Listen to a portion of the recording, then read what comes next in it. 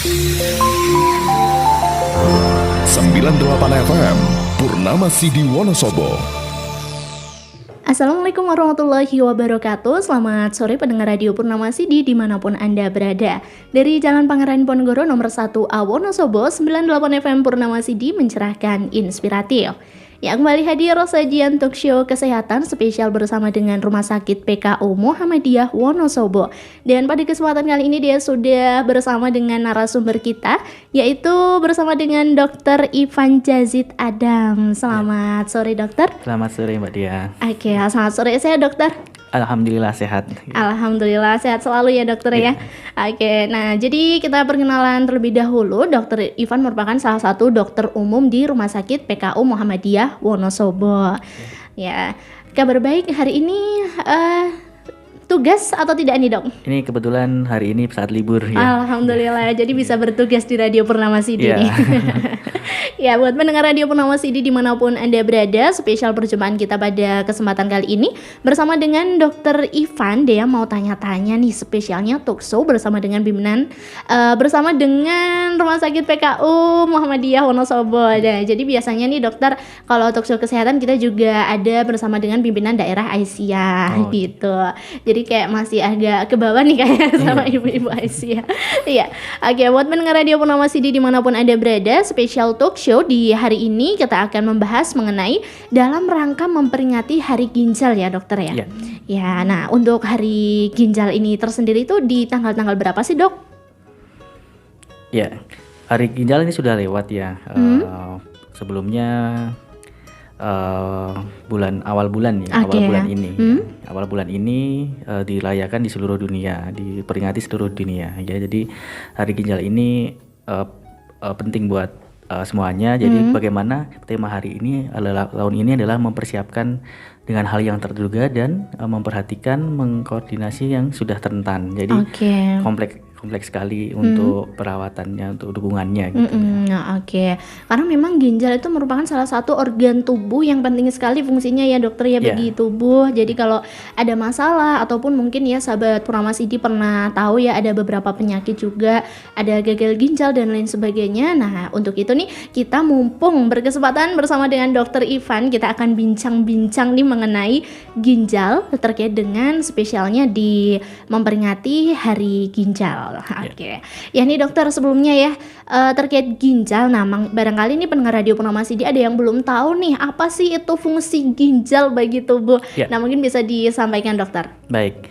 Fungsi ginjal ini sangat penting sekali, sebuah fungsi yang sangat krusial bagi tubuh kita, yaitu yang pertama adalah untuk membuang zat sisa metabolisme dari tubuh kita. Jadi zat-zat yang sudah tidak digunakan lagi atau mungkin dari makanan atau minuman yang sudah tidak digunakan lagi oleh tubuh itu nanti dikeluarkan oleh ginjal.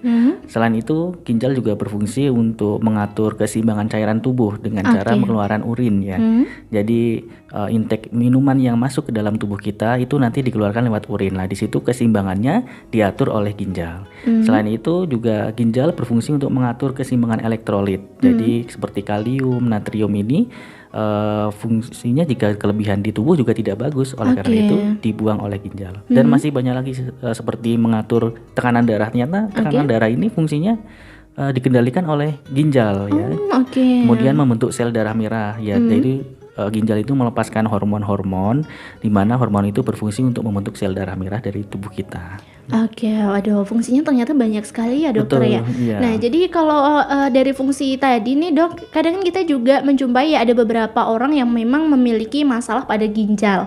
Nah, salah satunya tuh kalau dia sering tahu gitu ya dok ya, ada kayak gagal ginjal seperti itu. Nah mungkin bisa disampaikan sebenarnya kenapa sih dok kok ginjal itu bisa bermasalah? Iya, baik. Jadi ginjal itu problemnya bisa dua hal, itu yaitu bisa akut atau secara tiba-tiba dan itu bisa kembali pulih. Dan yang kedua kronis. Kronis itu dalam jangka waktu yang lama memang ada stadium-stadiumnya dan itu memang untuk kembali pulih memang agak sulit. Dan stadiumnya ada stadium 1, 2, 3, 4 dan 5. Dan penyebabnya mengapa bisa ada gangguan di ginjal itu yang kita bicara untuk masalah kronisnya ginjal kronis ya, itu memang penyebab dasarnya banyak dari penyakit kronis yang sebelumnya mendasari ya, seperti mungkin diabetes mellitus, kemudian hipertensi ya. Selain itu juga bisa karena mungkin batu ginjal, juga bisa karena autoimun. Jadi yang lama penyakit kronis yang lama diderita oleh tubuh ketika tidak ditata laksana dengan baik, maka akan berkomplikasi ada di penyakit ginjal gitu. Jadi perlu juga ya dok ya adanya cek kayak gitu juga, cek kesehatan terkait penyakit apa sih yang ada di tubuh gitu ya, biar tidak menyerang ke ginjal begitu. Ya tadi dia sampaikan bahwa ada 2 ya dok ya, ada yang bisa pulih gitu, ada juga yang karena itu bawaan dari penyakit. Nah mungkin bisa disampaikan lebih diterangkan ke pendengar Radio Purnama Sidi. Baik, untuk yang gangguan ginjal yang sifatnya sementara itu biasanya dinamakan dalam bahasa medisnya gangguan ginjal akut ya. Gangguan ginjal akut itu penyebabnya bisa karena adanya infeksi, ataupun mungkin karena dehidrasi, ataupun karena mungkin ada sumbatan di saluran kencingnya. Jadi ketika ketiga penyebab itu bisa disingkirkan, bisa diobati, maka nanti fungsi ginjalnya akan kembali pulih. Mungkin kalau misalnya ada infeksi di ginjal diberikan antibiotik, atau mungkin ada batu di saluran kemih kemudian dilakukan pengangkatan batu, atau mungkin dehidrasi, kekurangan cairan, gitu bisa diberikan cairan lewat infus, maka fungsi ginjal akan kembali pulih. Namun yang kedua ada yang namanya gangguan ginjal kronis atau penyakit ginjal kronis, itu memang irreversible, tidak bisa kembali pulih. Dan itu ada stadiumnya, stadium 1, 2, 3, 4, 5. Dan mengukur stadium itu berdasarkan laju filtrasi glomerulusnya. Itu ada rumusnya sendiri berdasarkan parameter lab yang sudah ada. Misalnya kalau untuk mengukur fungsi ginjal itu dinilai dengan urium kreatininnya. Nah, nanti dihitung berapa persen ginjal yang berfungsi ya. Jadi ada yang mungkin 100%, 80%, itu semakin turun maka jatuh ke stadium 5. Jadi gitu. Berarti ada tolak ukurnya nih dok ya untuk menentukan stadium. Nah itu tentunya juga sangat berpengaruh buat kayak pengobatannya gitu nggak sih dok? Kalau sudah stadium sekian gitu dok? Iya, pengobatannya pada stadium 1 sampai stadium 4 itu. Sekarang stadium 5 pun kalau misalnya tidak menimbulkan gejala, bisa menggunakan pengobatan yang bersifat obat ya, bukan dengan tindakan. Tetapi pada stadium 5 yang dimana itu sudah menimbulkan gejala ataupun seperti gejalanya seperti bengkak ataupun mungkin sesak nafas, maka tentu harus diberikan pengobatan selain dari pengobatan utamanya obat-obatan ya. Ada 3 metode untuk pengobatan ya stadium 5. Jadi intinya adalah metode terapi pengganti fungsi ginjal. Jadi fungsi ginjal digantikan oleh metode yang lain. Yang pertama dengan cara cuci darah mungkin yang kita tahu ya, atau hemodialisa, itu dilakukan di center-center rumah sakit. Kemudian yang kedua dengan CAPD, yaitu cuci darah lewat perut ya. Kemudian yang ketiga adalah lewat transplantasi ginjal. Nah itu kalau mungkin jika sudah stadium 5. Tetapi kalau stadium 1 sampai 4 itu dengan pengobatan tujuannya untuk mencegah progresivitas supaya tidak jatuh ke stadium yang lebih rendah lagi. Aduh luar biasa ya dok ya ngomongin tentang penyakit ginjal. Ternyata kadang kalau kita denger gitu sih kayaknya tuh tidak nampak gitu ya dok ya. Cuma ternyata memang faktor-faktornya juga sangat banyak sekali ya dok ya. Nah nih dok, terkait dengan penyakit ginjal nih ya. Nah adakah ciri-ciri seseorang terkena sakit ginjal dok? Sakit ginjal ini silent sekali ya, sebenarnya tidak ada ciri-ciri, maksudnya tidak tahu kita lihat ya. Tidak timbul gitu tidak ya, timbul ya. Tidak timbul dari apa yang dikeluhkan, apakah gejala-gejalanya tidak tampak. Jadi hanya bisa dilakukan screening ya, bagi yang beresiko. Yang beresiko misalnya ada riwayat hipertensi yang lama ataupun diabetes mellitus yang lama, yaitu perlu dilakukan screening untuk pemeriksaan ginjal lebih lanjut. Dengan cara pemeriksaan labnya, urium kreatinin atau pemeriksaan urinnya itu dengan mengetahui adanya protein urin dari urinnya itu ataupun dari USG. Jadi memang tidak tampak, kecuali kalau misalnya sudah stadium 5 yang dimana itu sudah menimbulkan gejala. Bahkan kalau stadium 1 sampai 4 itu kadang silent, sangat tidak ada tampak gejalanya. Tapi pada stadium 5 gejala bengkak, sesak nafas itu baru kelihatan. Tapi ya jangan sampai terjadi gejala itu baru diperiksakan, tetapi lebih baik screening dari awal untuk tahu ginjalnya fungsinya baik atau tidak. Oke, berarti kalau untuk penderita sakit ginjal itu nggak ada keluhan tertentu gitu ya dok ya? Kalau Betul. di stadium 1 sampai 4? Betul, tidak ada keluhan tertentu, tapi memang biasanya apakah sudah memiliki faktor komorbid atau mungkin penyakit kronis sebelumnya, Oke. misalnya hipertensi atau diabetes mellitus. Oke, jadi kalau sudah ada riwayat penyakit, barulah nih boleh dilakukan screening untuk mengetahui fungsi ginjal begitu ya dok ya? Betul, betul. Oke, luar biasa nih. Ya itu dia untuk ciri-ciri penyakit ginjal ya sahabat Purnama Sidia, ternyata tidak nampak tapi kita juga bisa melakukan screening tentunya di rumah sakit yang memang menyediakan layanan untuk pengobatan Biasa, ginjal ya, gitu ya betul. dok ya. Ya. Oke nih. Nah dok, dia tuh pernah denger ya dok ya bahwa penyakit ginjal itu ada karena faktor keturunan. Iya. Nah ini kira-kira mitos atau fakta nih dok ya? Oh iya, baik. Ada faktor keturunan sekitar 20% itu Oke. diturunkan, itu polycystic kidney disease, yaitu penyakit ginjal polikistik. Memang itu ada diturunkan secara genetik ya, secara genetik. Jadi ada juga yang mungkin pada saat usia masih kecil dilakukan pemeriksaan USG, ternyata ditemukan adanya polikistik. Jadi sudah ada gangguan ginjal itu sejak kecil karena memang ada faktor keturunannya, itu memegang Oke. peranan sekitar 20%. Oke. Jadi kalau dari keturunan itu sebenarnya tidak begitu berpengaruh gitu ya dok ya. Maksudnya prosentasenya tidak kemudian kalau misalnya nih orang tua kita kena penyakit ginjal terus nanti Iya. anaknya bisa juga kena gitu, prosentasenya tidak terlalu tinggi ya dok. Iya, paling berdominan itu tadi yang disebabkan oleh penyakit yang sebelumnya mendasari. Oke, Oke baik nih. Ya dokter, kita ternyata sudah bincang-bincang nih di segmen ke-1 ya dokter ya, kita sebagai pengantar di pertemuan kita pada sore hari ini. Dan setelah ini sahabat, kita akan kembali lagi bersama dengan Dea dan juga bersama dengan Dokter Ivan, masih bincang-bincang mengenai ginjal dalam rangka memperingati Hari Ginjal. Baik, tetap di 98 FM Purnama Sidi, mencerahkan, inspiratif. Baik, masih di 98 FM Purnama Sidi, mencerahkan, inspiratif, bersama dengan Dea dan juga bersama dengan Dokter Ivan ya. Bersama dengan Dokter Ivan Jazid Adam, Dokter Umum Rumah Sakit PKU Muhammadiyah Wonosobo. Masih semangat ya dokter ya? Iya, insya Allah. Oke ya, Iya. masih semangat tentunya nih. Puasa kan dok ya? Insya Allah puasa. Alhamdulillah ya. Ya, semangat selalu juga buat pendengar Radio Purnama Sidi dimanapun Anda berada ya. Meskipun kita di bulan suci Ramadan, tetap harus semangat dan tentunya selalu jaga kesehatan. Waduh ya. Gini dok, kita kembali ke pertanyaan selanjutnya dokter ya. Tadi kita sudah singgung mengenai apa aja sih fungsi ginjal, kemudian bagaimana sih ginjal yang bermasalah, kemudian ternyata hanya 20% prosentase sakit ginjal dikarenakan keturunan ya dok ya. Oke, terlebih itu berdasarkan riwayat penyakit bawaan. Nah ini dok, dia kan pernah denger juga ya bahwasanya orang yang sering sakit ginjal itu karena kurang minum Iya. atau kurang cairan dalam tubuh. Nah menyikapi hal tersebut gimana sih dok? Betul. Itu tadi disinggung kalau adanya kekurangan cairan atau dehidrasi itu menyebabkan gangguan ginjal akut. Jadi fungsinya secara akut dan itu sifatnya reversible, bisa kembali pulih secara normal kembali. Oke. Tapi memang dehidrasinya memang yang sudah cukup berat. Tapi kalau misalnya masih dehidrasi ringan itu gangguan ginjal belum adanya tanpa gangguan gitu ya. Tetapi kalau misalnya dehidrasi berat ya seperti kurang minum akibat dari mual muntah yang Oke. sering, kemudian diare yang berkepanjangan, tidak diobati sehingga tubuh kekurangan cairan dan terjadi gangguan fungsi ginjal, ada Oke. kenaikan fungsi ureum kreatininnya sehingga ginjal juga bermasalah.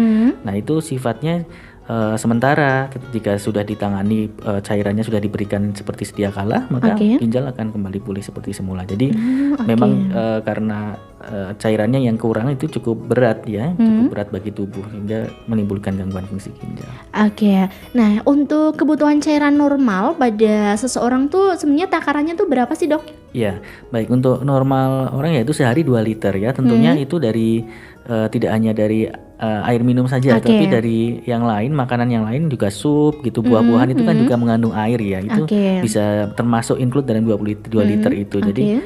normal 2 liter itu untuk normal ya. Tetapi pada penderita gangguan ginjal itu berbeda pula, tergantung dari status kebutuhan cairannya. Kalau misalnya dari penderita gangguan ginjal yang misalnya ada bengkak ataupun sesak, maka kebutuhan restriksi cairan atau pembatasan cairan lebih ketat lagi ya.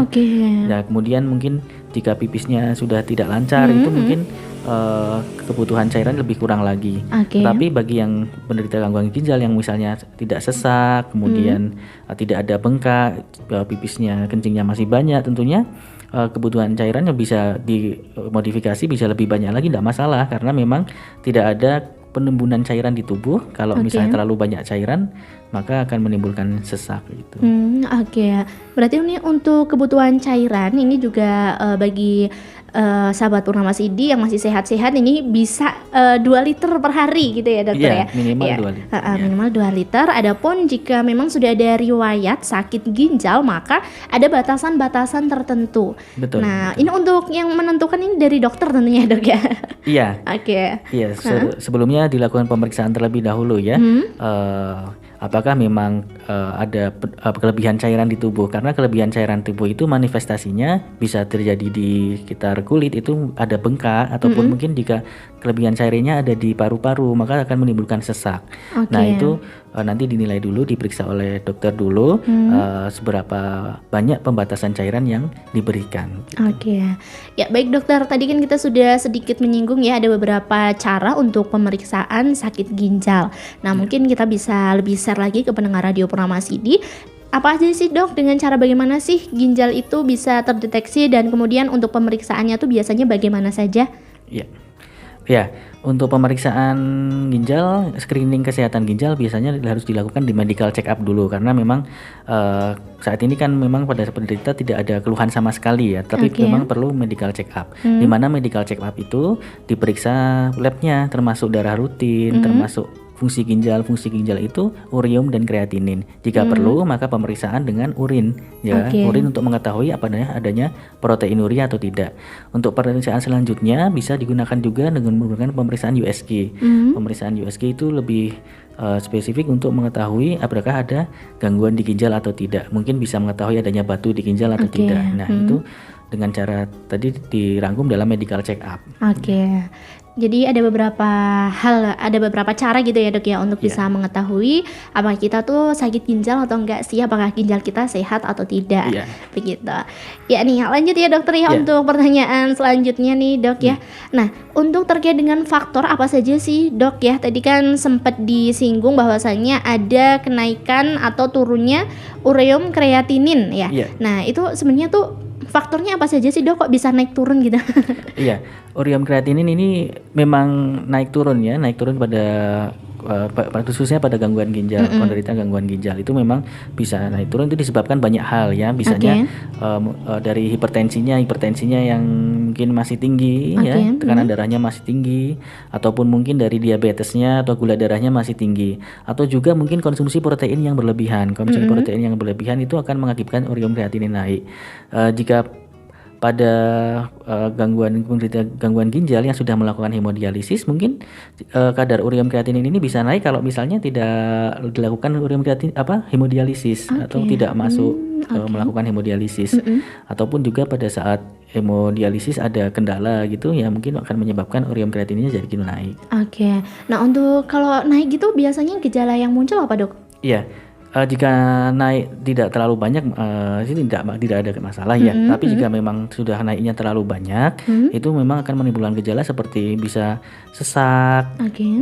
Kemudian hal yang lebih berat lagi bisa sampai penurunan kesadaran. Jadi ureum kreatinin ini harusnya dikeluarkan ketika menumpuk di tubuh, maka menjadi racun bagi tubuh bagi tubuh, sehingga tubuh sendiri tidak bisa mengkompensasinya, akan menimbulkan gejala-gejala seperti tadi. Nah adapun ini di dok, kan tadi sempat disampaikan bahwasanya itu bisa juga turun gitu ya dok ya, bisa turun drastis. Nah untuk turun itu biasanya untuk gejalanya yang akan timbul pada pasien yang sudah melewati fase-fase HD gitu, itu ada itu nggak sih dok? Ada tanda-tanda atau memang ada keluhan tersendiri dok? Baik. Tentunya jika ureum kreatinin ini sudah turun, biasanya perbedaan yang signifikan ketika awalnya yang sudah tinggi sekali urium kreatinin pada seseorang penderita gangguan ginjal kronis yang sudah tinggi sekali yang menimbulkan gejala seperti sesak, gangguan kesadaran. Jika sudah dilakukan hemodialisa dan mengalami penurunan urium kreatinin, tentunya biasanya akan lebih baik, kesadarannya akan lebih pulih. Tadinya mungkin gelisah, kemudian dengan penurunan urium kreatinin bisa komunikasi kembali. Ya, kemudian tadinya sesak kemudian tidak sesak lagi, tadinya bengkak sudah tidak bengkak lagi. Jadi urium kreatinin ini yang turun ini sangat bagus sekali, sangat mendukung kesehatan dari penderita gangguan ginjal kronis sendiri itu. Oke, baik nih dok ya. Tadi kan sempat disinggung bahwasannya pasien yang memang sudah menderita sakit ginjal itu biasanya ada istilahnya hemodialisis ataupun disebut dengan HD ya dok ya. Betul. Nah, ini apakah wajib nih dok kalau orang sudah terkena sakit ginjal, apakah wajib HD dok? Iya, untuk yang HD biasanya yang ke stadium sudah stadium 5 dan itu pun sudah ada gejala-gejala seperti mungkin bengkak, sesak nafas itu wajib HD. Tapi HD merupakan salah satu alternatif ya. Sebenarnya ada 3 alternatif tadi untuk terapi pengganti fungsi ginjal. Salah satunya HD, yang kedua CIPD atau cuci darah lewat perut atau transplantasi ginjal. Sebenarnya HD itu seperti mungkin menakutkan ya, tapi sebenarnya kalau sudah HD itu akan meningkatkan kualitas dalam kehidupan ya. Lebih sehat, lebih segar setelah HD ya. Tentunya tadi misalnya sesak jadi tidak sesak. Ya, mungkin ada gejala gatal-gatal atau mual muntah tadi dengan HD sudah berkurang. Jadi bukan hal yang menakutkan, tapi justru memberikan efek yang baik bagi tubuh. Oh jadi itu kalau ada gejala gatal ataupun mual itu bukan karena HD-nya dok? Ya, jika memang HD memang ada efek samping ya, efek samping selama HD bisa juga mual, bisa juga muntah. Tetapi jika sebelumnya sudah terjadi urium kreatinin yang meningkat disertai mual muntah itu justru karena urium kreatinin yang tinggi. Gejala mual muntah itu karena urium kreatinin yang tinggi itu. Ya baik nih dokter ya, menarik sekali pembicaraan kita pada sore hari ini. Pembahasan kita mengenai ginjal ya, yang ternyata memang organ tubuh yang memang sangat krusial sekali. Kita perlu tahu nih ya, ternyata menjaga kesehatan ginjal itu sangat penting sekali. Betul. Ya dokter ya. Oke baik, setelah ini kita akan bincang-bincang nih dok, bagaimana ya kita untuk menjaga kesehatan ginjal kita, dan kemudian ada tips-tips dari dokter Ivan. Ya bagi pendengar Radio Purnama Sidi jangan kemana-mana, tetap di 98 FM Purnama Sidi, mencerahkan, inspiratif. Masih bersama kami di 98 FM Purnama Sidi, mencerahkan, inspiratif. Ya masih bareng Dea tentunya, dan juga narasumber kita. Di samping Dea ada Dr. Ivan Yazid Adam, Dokter Umum Rumah Sakit PKU Muhammadiyah Wonosobo. Ya, tetap semangat dokter ya. Semakin mendekati waktu maghrib nih dok. Ya, jadi pendengar Radio Purnama Sidi dimanapun Anda berada, spesial sekali di sore hari ini ya, kita berjumpa bersama dengan Dr. Ivan. Ya, kita masih bincang-bincang mengenai tentang sakit ginjal ya, salah satu organ tubuh yang memang fungsinya sangat berperan penting bagi keberlangsungan hidup kita. Ya dokter, tadi kita sudah bincang-bincang banyak ya mengenai ginjal itu tersendiri, mulai dari fungsinya apa saja, kemudian bagi penderita-penderita ginjal memang ada penanganan khusus ya. Nah nih dokter ya, mungkin tips nih dok bagi pendengar Radio Purnama Sidi, gimana sih dok biar menjaga ginjal agar tetap sehat? Adakah tips khusus atau adakah makanan khusus yang harus dikonsumsi dokter? Baik, untuk menjaga ginjal tetap sehat tentunya kita harus menjaga status hidrasi atau cairan di dalam tubuh kita. Selalu minum yang cukup, sekitar 2 liter per hari. Ya, kemudian selalu medical check up, terutama bagi yang ada faktor resiko seperti hipertensi, diabetes mellitus, itu perlu untuk medical check up untuk mengetahui fungsi ginjal lebih lanjut, karena tadi tidak diketahui ya untuk gejala-gejalanya ya. Gejala-gejalanya stadium 1 sampai 4 pun tidak bergejala ya. Oleh karena itu tetap harus medical check up itu untuk mengetahui fungsi ginjalnya. Untuk makanan-makanan tentunya bagi yang sudah ada penderita hipertensi itu memang hindari makanan yang terlalu asin ya.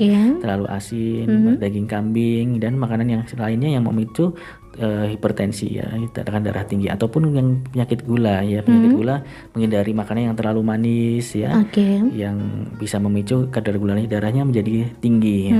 Kalau untuk yang tidak ada faktor komorbid itu tentunya tadi status hidrasi cairan harus cukup, kemudian olahraga rutin itu sudah cukup ya, supaya intinya kan sebenarnya penyakit ginjal kronis ini kan penyebabnya memang ada faktor yang lain yang menyebabkan jadi gangguan ginjal ya, seperti tadi hipertensi, lebih banyak hipertensi, yang kedua DM, yang ketiga bisa batu ginjal, yang keempat bisa autoimun. Oleh karena itu supaya mencegah keempat faktor itu ya, keempat faktor itu hipertensi, DM, ginjal, batu ginjal atau autoimun. Jadi menjaga pola hidup sehat dengan olahraga teratur dan menjaga status hidrasi dalam tubuh kita. Oke, luar biasa nih. Ya, dokter, bagi pasien ataupun memang sahabat Purnama CD yang memang sekarang sedang menderita sakit ginjal, nah mungkin ada tips atau apa namanya makan makanan apa sih yang perlu dihindari bagi pendengar radio Purnama CD, Dok? Baik. Untuk ada gangguan ginjal memang harus banyak dihindari makanan yang banyak mengandung kalium ya, karena memang jika ada gangguan di fungsi ginjal maka kalium akan sulit untuk dikeluarkan. Jadi memang membatasi makanan yang banyak mengandung kalium ya, seperti mungkin kelapa muda gitu ya. Kemudian pisang, kemudian buah-buahan yang banyak mengandung air itu memang dibatasi. Yang wajib dihindari itu kelapa muda dan pisangnya, itu wajib dihindari. Tapi yang dibatasi ya seperti tadi buah-buahan yang banyak mengandung cairan air itu. Kemudian biasanya kalau ada darah tinggi tadi ya garam ya, dibatasi konsumsi garam ya. Kemudian ada gula, dibatasi konsumsi yang banyak mengandung gula. Ya. Protein juga disesuaikan, tidak terlalu banyak ya, secukupnya kadar proteinnya itu. Nah untuk kalium itu sendiri kan juga ada di sayuran-sayuran gitu ya, Dok ya. Betul. Kalau untuk menderita ginjal mengkonsumsi sayuran yang memang mengandung air itu gimana, Dok? Iya. Untuk sayuran yang banyak mengandung kalium itu metodenya supaya menghilangkan kaliumnya itu harus direbus dulu. Ya, setidaknya sayurnya itu harus dipotong-potong seperti kotak-kotak gitu. Kotak-kotak, setelah itu direbus selama kurang lebih 10 sampai 15 menit. Itu tujuannya apa? Merebus dulu sayurannya untuk menghilangkan kalium di dalam sayuran itu. Baru setelah itu biru bisa dimasak seperti biasanya. Nah nih, Dok ya, luar biasa sekali ternyata memang kita perlu hati-hati banget ya, Dok ya, bagi memang pasien-pasien yang sudah menderita sakit ginjal ya. Ada beberapa hal yang tadi ya perlu diperhatikan. Nah, adapun nih Dokter Ivan kan di Rumah Sakit PKU Muhammadiyah Wonosobo juga ada itu ya, Dok ya, untuk pasien-pasien sakit ginjal juga ada untuk penanganan sakit ginjal melalui HD gitu juga ya, Dok ya. Untuk screeningnya bisa melalui Rumah Sakit PKU Muhammadiyah Wonosobo, Dok? Iya, screening bisa dilakukan di Rumah Sakit PKU Muhammadiyah Wonosobo melalui poli MCO atau medical check up. Jadi jika ada resiko hipertensi yang lama ataupun diabetes mellitus yang lama, bisa melakukan medical check up untuk pemeriksaan. Yang pertama adalah fungsi ginjal dengan lab ureum kreatinin ya, kemudian bisa dengan urinalisa, kemudian dengan USG abdomen juga bisa. Ya, itu dengan satu rangkap dalam medical check up gitu. Luar biasa. Nah, untuk Dr. Ivan nih boleh dong di-share ya pengalamannya mungkin dari juga sambil menyemangati pendengar radio Purnama CD Wonosobo, barangkali ini ada pasien-pasien HD ataupun memang pasien-pasien yang sedang menderita sakit ginjal yang sedang mendengarkan siaran kita di Radio Purnama CD Wonosobo. Mungkin boleh dong, Dok, di-share gitu ya pengalaman dokter nih di Rumah Sakit PKU Muhammadiyah Wonosobo. Jadi setiap kali mungkin ada yang sakit gangguan ginjal, memang setiap kali divonis itu memang menakutkan ya. Dan apalagi diberikan ini harus hemodialisis cuci darah, itu memang banyak yang respon itu nggak mau cuci darah karena nanti kalau cuci darah nanti berarti sudah buruk, sudah jelek gitu. Tapi enggak, tapi sebenarnya mitos-mitos itu sebenarnya bisa dipatahkan ya, karena justru dengan cuci darah itu maka ureum kreatinnya bisa turun, kemudian cairan yang berlebih dalam tubuh bisa berkurang sehingga meningkatkan kualitas hidup. Justru ketika dilakukan cuci darah akan meningkatkan kualitas hidup dari pasiennya itu sendiri. Ya memang banyak sekali dilema ya ketika dilakukan edukasi terkait dengan motivasi supaya mau cuci darah ya. Karena cuci darah ini kan baru satu metode ya, metode. Yang kedua, ketiga masih ada cuci darah lewat perut ataupun lewat transplantasi ginjal. Yaitu kalau cuci darah lewat perut baru bisa dilakukan di rumah sakit yang besar ya, untuk dilakukan pemasangan kateternya di perut, baru nanti cuci darah lewat perut bisa dilakukan di rumah. Itu kalau cuci darah lewat perut itu tidak harus ke rumah sakit ya, bisa dilakukan sendiri di rumah asalkan ada cairan penggantinya. Nanti tinggal ada kateter yang di perut, nanti cairannya dari luar dimasukkan ke perut, kemudian setiap berapa jam dikeluarkan lagi ya. Itu bisa mandiri di rumah, tidak perlu ke rumah sakit. Ya. Kalau untuk transplantasi ginjal memang bisa mengambil dari donor organ lain, dari yang lebih persaudaraannya dekat itu, nanti organ donor ditanamkan di ginjal dari penderita gitu. Oke, nah dok, dari 3 cara tadi ya dok ya, ada HD, kemudian juga ada melalui perut tadi ya dok ya. Nah kemudian yang terakhir, oke, ya jadi kalau istilahnya tuh kayak donor ginjal gitu ya dok ya. Dari 3 cara itu apakah ada resiko tertentu atau memang ada cara yang sangat dianjurkan dok? Ya kalau untuk yang resiko yang transplantasi ginjal ya, kalau resiko transplantasi ginjal memang belum tentu berhasil, tapi memang bisa aja ada rejeksi atau penolakan dari organ ginjal yang di pasiennya. Ya, setelah itu pun harus tetap minum obat secara rutin ya. Kalau untuk yang CAPD atau cuci darah perut itu memang harus benar-benar steril ya, karena kan ini memasukkan cairan dari luar ke dalam perut, ke dalam tubuh kita, ke dalam tubuh pasien. Jadi benar-benar harus steril penggantiannya. Karena kenapa? Kalau tidak steril maka kuman akan mudah masuk ke dalam tubuh kita. Kalau kuman sudah masuk ke dalam tubuh kita, apalagi perut kita, maka akan mudah menimbulkan infeksi yang namanya peritonitis. Nah itu kalau udah peritonitis harus dilakukan pembedahan ya. Ya karena itu harus benar-benar steril penggantiannya. Kalau dengan HD resiko HD mungkin ya efek samping HD ya, selama HD juga bisa terjadi mual muntah ataupun mungkin bisa penurunan tekanan darah, pusing, itu hal yang wajar biasa. Dan ketika HD kan sudah kita monitor ya, dilakukan ruangan HD. Jadi memang jika ada keluhan seperti itu disampaikan ke kita, ke tim, nanti tim dari perawat dan dokternya akan segera menata laksanakan dari keluhannya itu. Baik dokter, nih mengenai bagi pasien yang sakit ginjal nih dok ya, kalau sudah melakukan salah satu cara tersebut ya dok ya, misalnya melalui HD ya, untuk pasien-pasien yang sudah HD apakah itu harus selalu terus menerus dalam jangka waktu yang sudah ditentukan harus selalu HD atau memang ada batas waktu tertentu dokter, misalnya ini HD-nya 1 tahun aja atau misalnya berapa bulan, cukup berapa kali gitu sih dok? Ya, baik. Untuk HD itu memang tergantung tadi penyebabnya mendasari, apakah gangguannya bersifat akut atau bersifat kronis ya. Kalau yang bersifat akut bisa pulih kembali mungkin karena tadi adanya infeksi sehingga harus dilakukan HD karena urium kreatinnya tinggi, maka bisa dilakukan HD tidak terus menerus ya sampai urium kreatinnya sudah normal dan sudah pulih kembali, itu sudah tidak perlu dilakukan HD lagi. Tetapi bagi yang gangguan ginjal yang kronis yang stadium 5 itu memang dianjurkan untuk melakukan HD seminggu minimal 2 kali. Kalau rata-rata baiknya 3 kali, tapi kalau di Indonesia masih belum bisa 2 kali, maka dilakukan 2 kali itu secara rutin. Karena kenapa? Kalau tidak dilakukan HD itu nanti urium kreatinnya naik terus. Jadi kalau fungsinya HD untuk menurunkan urium kreatinnya itu sama kelebihan cairan di dalam tubuh. Memang harus rutin ya, anggap saja HD itu sebagai vitamin bagi tubuh gitu ya, supaya menunjang kesehatan tubuh kita. Baik nih.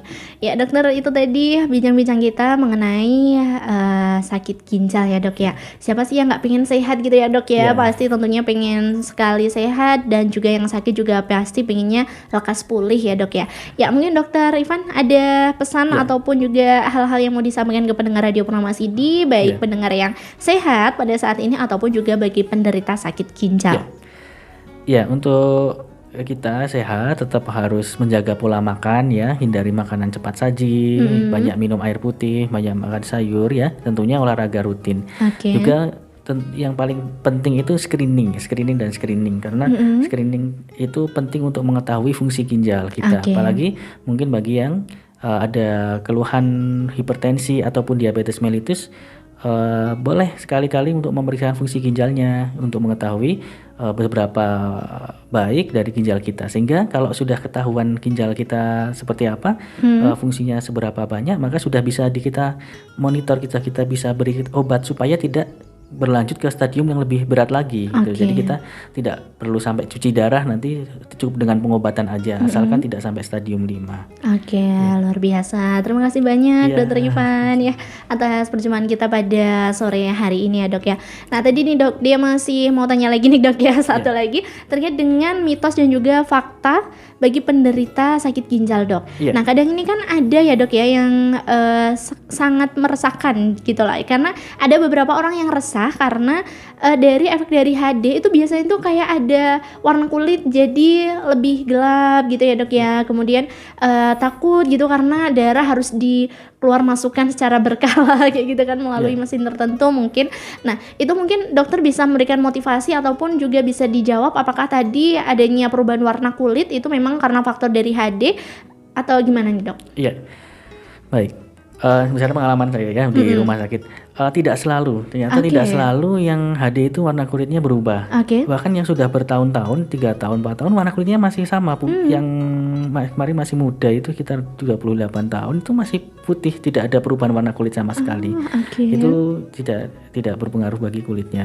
Dan untuk ketakutan akan keluar masuk darah itu ya tidak perlu takut karena ada aksesnya selama HD ya. Mungkin kalau selama HD itu bisa akses lewat selang ya. Lewat selang itu sudah nanti nggak usah disuntik ya, nggak usah oke. disuntik, jadi lewat selang sudah mudah ya. Ataupun mungkin nanti kalau mau disuntik pun kalau selangnya cukup mengganggu bisa disuntik juga, tetapi sudah dibuatkan akses sendiri di dalam tangannya, dalam tangan yang menghubungkan arteri dan venanya supaya aksesnya lebih mudah diberikan. Nah, tidak perlu khawatir karena sebenarnya HD ini adalah untuk meningkatkan kesehatannya ya. Semakin dengan HD maka justru semakin sehat gitu. Oke, ya luar biasa. Terima kasih banyak Dokter Ivan ya atas perjumpaan kita pada sore hari ini. Dan kita nantikan untuk kehadirannya kembali di Radio Purnama Sidi Dokter ya. Iya. Terima kasih banyak nih kita sudah sharing-sharing mengenai dalam rangka hari memperingati Hari Ginjal. Luar biasa, tentunya juga ilmu yang sangat bermanfaat juga bagi Dean nih Dok ya. Oke nih Dokter, terima kasih atas kebersamaan kita pada sore hari ini. Juga bagi pendengar Radio Purnama Sidi, tetap nantikan sajian siaran-siaran spesial di Radio Purnama Sidi Wonosobo. Terima kasih Dokter. Ya, sampai jumpa kembali mungkin di next mungkin dengan materi ataupun pembahasan-pembahasan selanjutnya ya. Dan sahabat Purnama Sidi dimanapun Anda berada, akhir sudah kebersamaan kita pada kesempatan sore hari ini bersama dengan narasumber kita Dr. Ivan Jazid Adam, Dokter Umum Rumah Sakit PKU Muhammadiyah Wonosobo. Terima kasih atas kebersamaan Anda, kami mohon pamit. Wassalamualaikum warahmatullahi wabarakatuh. 98 FM Purnama Sidi Wonosobo.